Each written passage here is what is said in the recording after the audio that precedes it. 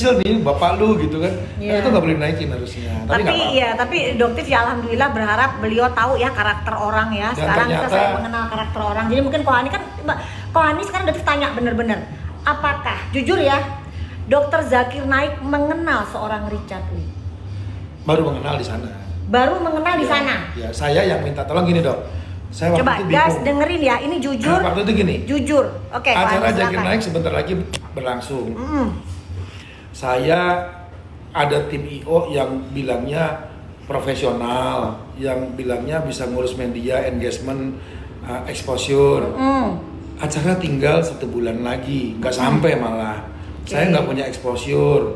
Di website cuman yang daftar baru 1.300.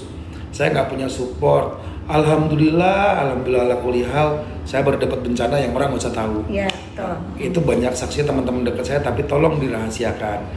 Dan saya juga dapat musibah juga ada, lalu saya juga dikerjain disuruh bikin sajadah dok. Iya, iya. Nah, orang 20.000 sajadah. Orang yang saya bawa tadi 20.000 pieces sajadah ya kalau Iya, nggak salah. baru saya Berarti rekomendasi tahu sih sajadah. kisahnya. 20.000 kali 55.000 aja deh. Iya, gitu. hampir 1 M ke atas lah pokoknya Ya, kerugiannya. sama 3.000 lagi ada, Iya. nggak apa-apa. Tapi orang ini ternyata yang menjanjikan sekian M nggak mengganti. Oke. Saya ya Allah, siapa ya yang kira-kira bisa membantu supaya muncul nih namanya Zakir Naik gitu.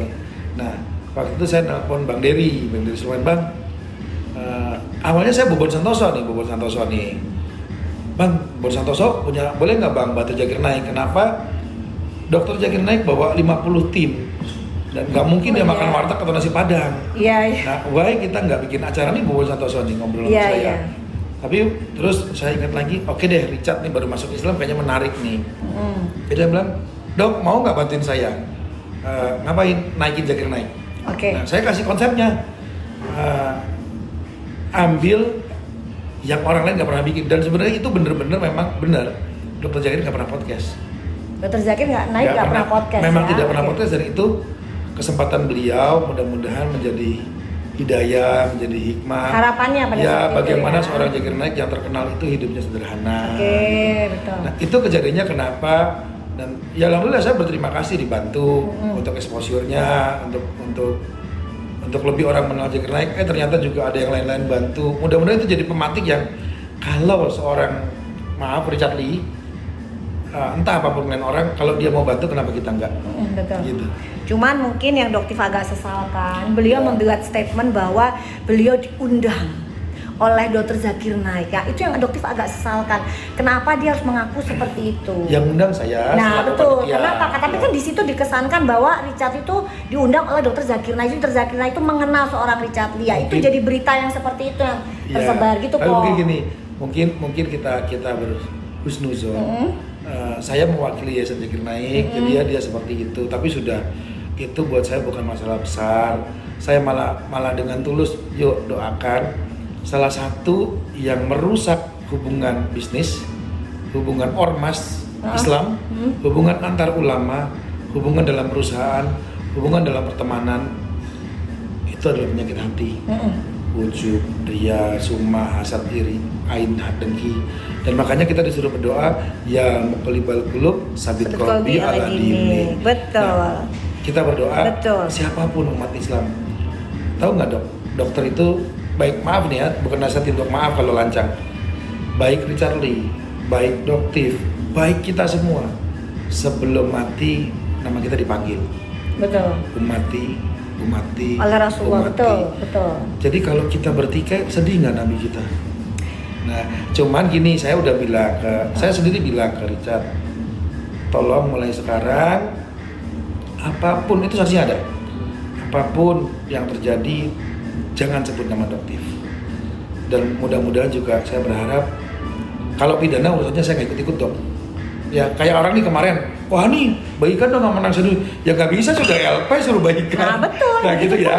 Tapi ya mudah-mudahan, kasus yang suplemen tomat putih tidak ada tomatnya. Nah kalau itu saya nggak mudeng karena saya bukan praktisi, tapi kita betul. berharap Jadi kita gini bisa kok, didamaikan. betul. Allah. Jadi gini kok Hani, kenapa saya begitu gencarnya? Gini, kenapa?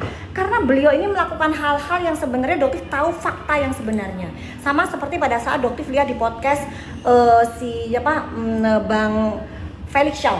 Beliau bicara, kalau kita menghadapi ular hati-hati. Apakah kita menganggap ular itu baik? Gitu. Tapi Felix Shaw nggak pernah bela lagi apa kan? Dia nggak ikut campur. Enggak. Kalau kok Felix saya tahu dia netral. Enggak, betul. Tapi beliau ada kalau menghadapi ular kita harus hati-hati. Dan saya tahu fakta sebenarnya. Apakah saya harus berbaikan dengan orang yang seperti itu? Maaf, untuk saat ini saya katakan tidak.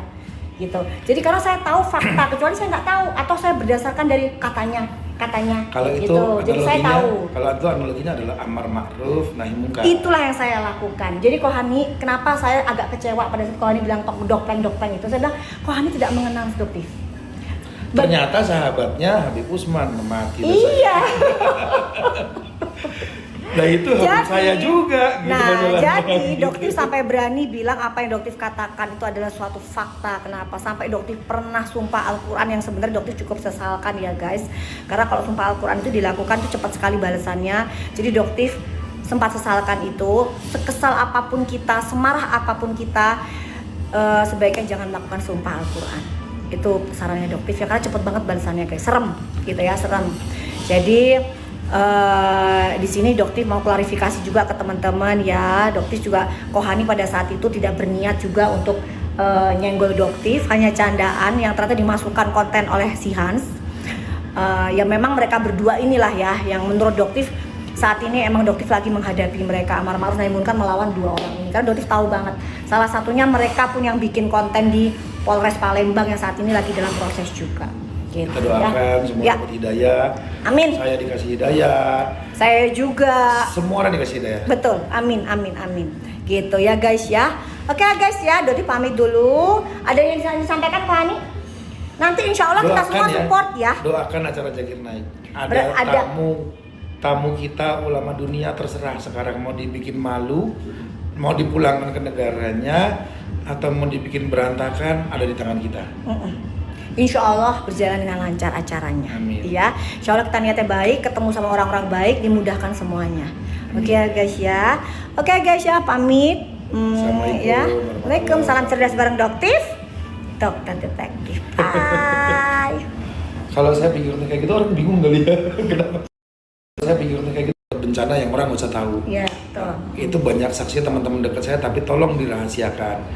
Dan saya juga dapat musibah juga ada, lalu saya juga dikerjain disuruh bikin sajadah dok. Iya, nah, 20.000 sajadah. Orang yang saya buat tadi 20.000 pc sajadah ya kalau nggak salah. Baru saya lagi punya sajadah. 20.000 kali 55.000 aja deh. Iya, gitu. hampir 1 M ke atas lah kerugiannya. Ya, sama 3.000 lagi ada, nggak apa-apa. Tapi orang ini ternyata yang menjanjikan sekian M nggak mengganti. Oke. Saya ya Allah, siapa ya yang kira-kira bisa membantu supaya muncul nih namanya Zakir Naik gitu. Nah waktu itu saya nelpon Bang Dery Sulaiman, Bang. Awalnya saya Bobon Santoso nih. Bang, Bobon Santoso boleh nggak Bang bantu Zakir Naik? Kenapa?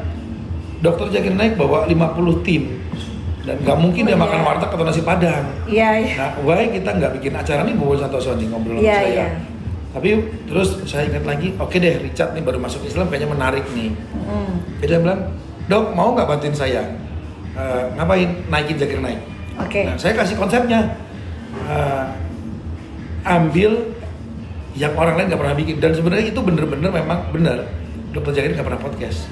Dokter Zakir nggak pernah podcast. Memang ya? tidak pernah podcast, dan itu kesempatan beliau mudah-mudahan menjadi hidayah, menjadi hikmah. Harapannya pada ya, saat bagaimana itu, ya? seorang Zakir Naik yang terkenal itu hidupnya sederhana. Oke, betul. Nah, itu kejadiannya kenapa, dan ya alhamdulillah saya berterima kasih dibantu untuk exposure-nya, untuk lebih orang mengenal Zakir Naik. Ternyata juga ada yang lain-lain bantu. Mudah-mudahan itu jadi pematik yang kalau seorang Richard Lee, entah apapun lain orang, kalau dia mau bantu kenapa kita enggak? Betul. Gitu. Cuman mungkin yang Doktif agak sesalkan, beliau membuat statement bahwa beliau diundang oleh Dr. Zakir Naik ya. Itu yang adoptif agak sesalkan.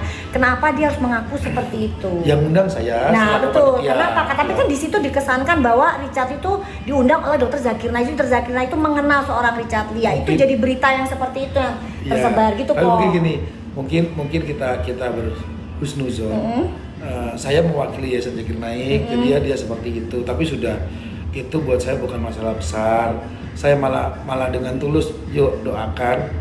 Salah satu yang merusak hubungan bisnis, hubungan ormas Islam, hubungan antar ulama, hubungan dalam perusahaan, hubungan dalam pertemanan, itu adalah penyakit hati. Ujub, ria, summa, hasad, iri, ain, dengki. Dan makanya kita disuruh berdoa